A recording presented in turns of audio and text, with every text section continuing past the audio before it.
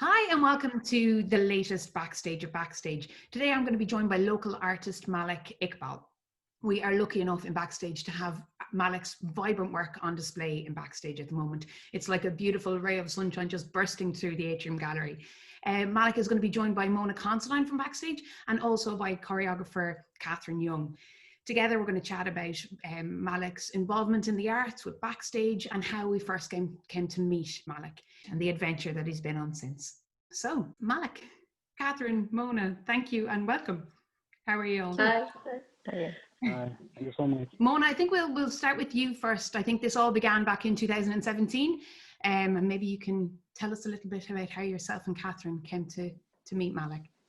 Okay, yeah. I suppose I came to know Malik and work with Malik because we were lucky enough to have Catherine Young join us as artist in residence, and we asked Catherine to deliver her project Welcoming the Strange, and we were very excited about that project because it allowed us to work with new communities and new people.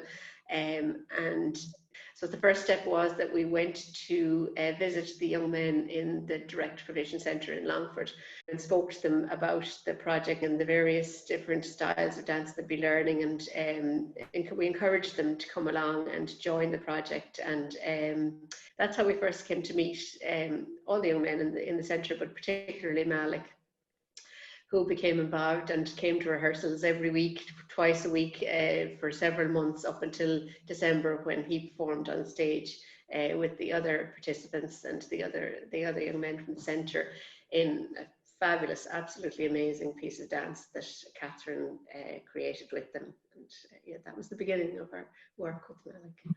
Malik, how did that feel, these two women arriving into the Direct Provision to tell you to come dancing with them? Actually, I'm living in Longford from 2015, but from 2015 to 2017, we did not get chance to get involved with community. But then in 2017, the turning point of my life, when Catherine Young and Mona came to us, they invited us for welcoming the stranger, and me with my other fellows, we went there, we performed with them, we did rehearsal with them, and we get involved with the community. And then we realized that community is very lovely, very welcoming community, and they support us too much. And uh, like I get many good friends from that community gathering, and that will become the turning point of my life, and that journey starts. And the credit goes to Mona and Catherine because they encouraged us to come out and show our culture to the people, to the community. And then the journey began with the dance. And I'm still dancing with Catherine Young, and I performed in several countries of Ireland during 2017 to 2019. And the main performance in Big Bang and Abbey Theatre, several more. That must be lovely to hear, Catherine. I mean, Malik referred to it there as a turning point in his life. It's something amazing to have brought through the arts, and it just shows the power of the arts. This is something that you had a big passion for. So how, I mean, as Malik mentioned there, he went on to perform on our national stage in the Abbey Theatre. Can you tell us a little bit about what was involved in your I mean, obviously it's working, but what your mission was with the project or through the project? Sure. I think Malik has danced on more of the stages in this country than I have, which is great. Yeah, I guess in 2016 I was asked by Fergus O'Croar to make a piece for Féile Fáilte, which is part of the 2016 commemorations. You know, I had wanted for a long time to use my own background in African dance and to use dance and music as a way of bringing people together. So the idea was to have people from all walks of life, so both local people and people that had moved here, whether they were in Direct Provision or not, and provide a safe space, I guess, for people to come and share their culture and for us to learn their cultures and from them to learn a bit about ours, and then together try and create something.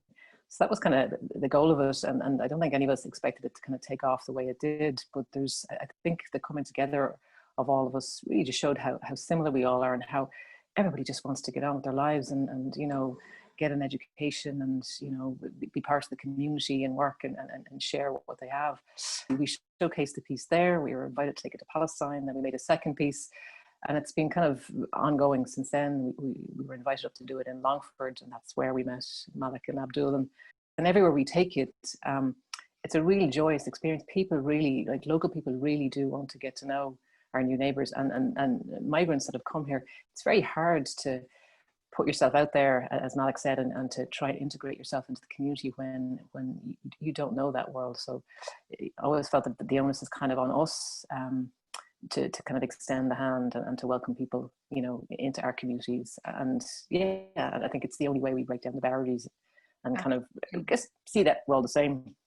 Yeah, I remember one day coming into the office and the smell in the gallery where you'd all been cooking, the guys from Malik and Rob. So just the unity in that, it was so much more than dance, and you know, it was just the coming together. It was fantastic.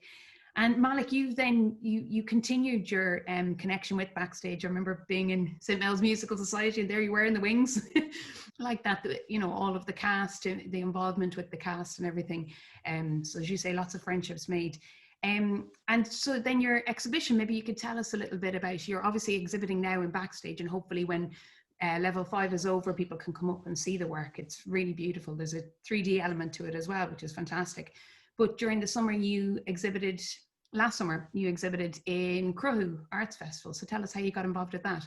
You know, like I want to say that nothing is possible without any community support for me.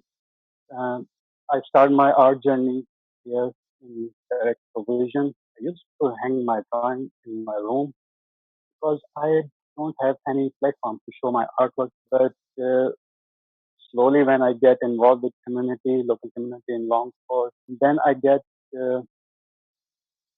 invitation from Cruhu to exhibit my work in their festival. So that was like a turning point in my artwork. When I joined the Cruhu and I exhibit my work there, and people came there, they saw my work, and they encouraged me, and they encourage and support me. Then I realized that, yeah, there is some kind of a little artist inside me.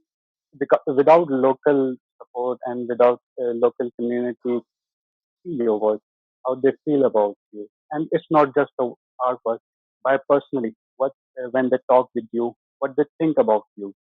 Now, my work is in Backstage, and it's very supportive to me. Especially, I say thanks to Backstage, the people who work in Backstage. They're very supportive to me. Now they are my very lovely friends, like my family members. Well, I think that community support, Malik, is just a reflection of your involvement. Like, you get that community because of what you give back to the community. And I think that's evident in the support that's been shown at the moment. Moni, you were mentioning earlier the support that's been shown for Malik at the moment across Ireland as well, from different arts organisations. Yeah, I suppose Malik has endeared himself to a lot of people in the arts sector nationally and locally, and you know, he's become a really good friend. And I suppose we're keen to make sure that Malik can stay. Malik is still living in Direct Provision, as he said, and we are keen that he gets the chance to stay in Ireland and work in Ireland. And so 35 artists and arts organisations have submitted an appeal on Malik's behalf to grant him leave to remain in Ireland so that he can work as an artist and live in our country, and you know, not have to live in Direct Provision and be given the chance to work and develop his career, you know. Absolutely. Well, look, as I say, hopefully once level 5 is over, we'll be able to, people can come through our doors and see your beautiful work on display and Backstage. And hopefully we'll get to work with you for a lot longer too, Malik. And thanks so much for taking the time, everybody. Thank you. Thank you so much. Thanks, Janice. Thanks.